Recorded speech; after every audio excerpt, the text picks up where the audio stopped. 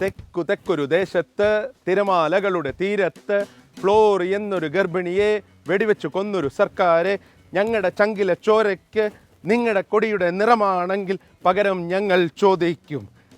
തെക്കൊരു ദേശത്ത് തിരമാലകളുടെ തീരത്ത് ഫ്ലോറി എന്നൊരു ഗർഭിണിയെ വെടിവെച്ച് കൊന്നൊരു സർക്കാരെ.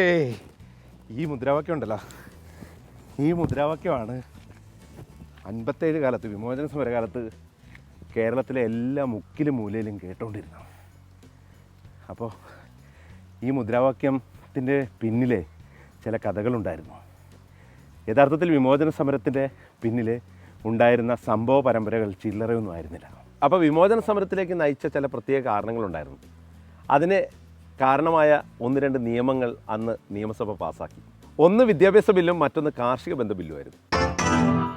വിമോചന സമരം നയിച്ചത് ആരാണെന്നറിയാമല്ലോ, മന്നത്തപ്പൻ നേതാവെങ്കിൽ സമരം ഞങ്ങൾ വിജയിക്കുമെന്നൊക്കെ ആയിരുന്നു അന്ന് വിളിച്ചുകൊണ്ടിരുന്നത്.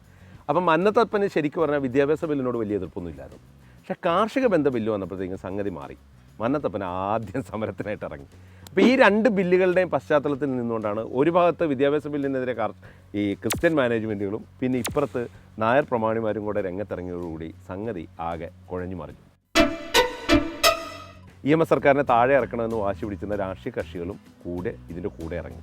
അങ്ങനെയാണ് ഒരു ഹർത്താലോടുകൂടി, ഒരു സംസ്ഥാന ഹർത്താലോടുകൂടി വിമോചന സമരം അങ്ങ് പ്രഖ്യാപിക്കുന്നത്.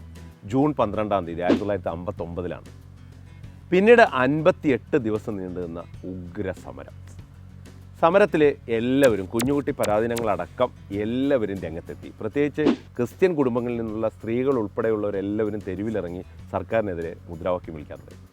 ഈ സമരത്തിനിടയിലാണ് സർക്കാരിൻ്റെ ഭാഗത്തു നിന്നാണെങ്കിൽ പല വെടിവെപ്പുകളുണ്ടായി.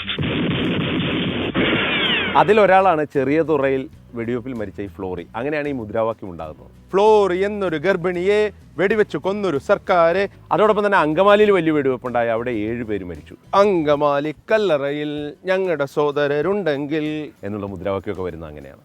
അങ്ങനെ അവസാനം ഇത് കേന്ദ്ര സർക്കാർ ഇടപെട്ടു. ശരിക്കും പറഞ്ഞാൽ അന്ന് നെഹ്റുവിന് വലിയ താല്പര്യമൊന്നും ഇല്ലായിരുന്നു ഇത് പിരിച്ചുവിടണമെന്നൊന്നും. കാരണം നെഹ്റു ഒരു ജനാധിപത്യവാദിയായിട്ട് അറിയപ്പെടുന്നവരാണ്. പക്ഷേ ഇന്ദിരാഗാന്ധി ആയിരുന്നു അന്ന് AICCയുടെ പ്രസിഡന്റ്. ഇന്ദിരയ്ക്ക് എന്തായാലും കമ്മ്യൂണിസ്റ്റ് സർക്കാരിനെ പിരിച്ചുവിടണമെന്ന് തന്നെയായിരുന്നു. അങ്ങനെ ഇന്ദിരയുടെ പ്രേരണയിൽ അവസാനം 1959 ജൂലൈ 31 കേരളത്തിലെ EMS സർക്കാരിനെ കേന്ദ്രം പിരിച്ചുവിടുകയായിരുന്നു.